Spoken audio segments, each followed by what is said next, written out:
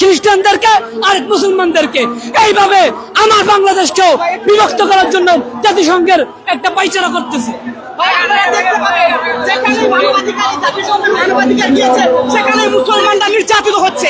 আপনারা একটা উদাহরণস্বরূপ দেখেন, ফিলিস্তিনের মধ্যে এই সমস্ত মানবাধিকার আছে, কিন্তু এরপরেও ফিলিস্তিনের মধ্যে মুসলমানরা নির্যাতিত হচ্ছে। আমরা বাংলাদেশের মুসলমানরা অনেক শান্তিতে আছি।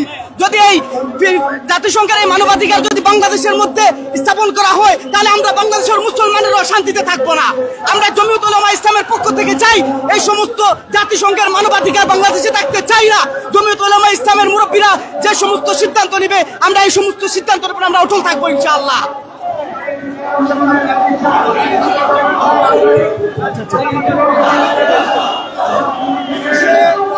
মানবাধিকারের নামে বিপ্লব বিপ্লব বিপ্লব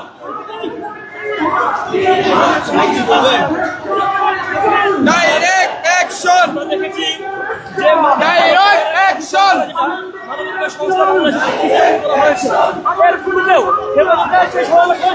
সেখান থেকে ঘুষিয়ে দেওয়া হয়েছে, তা সত্ত্বেও আলমদের কোনো মতামত না নিয়ে এই বাংলাদেশে হয়েছে।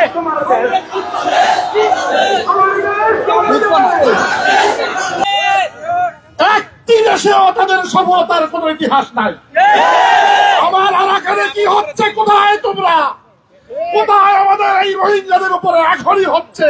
মানবাধিকার কোথায়? গাজায় এখন নিত্যতেই রক্ত যাচ্ছে, তোমাদের সফলতা কোথায়?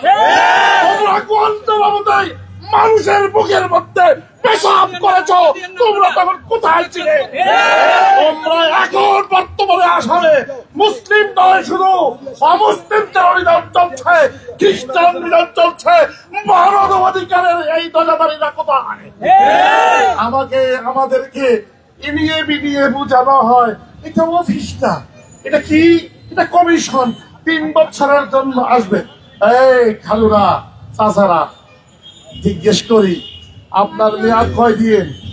আপনার মেয়াদ আছে 6 মাসের।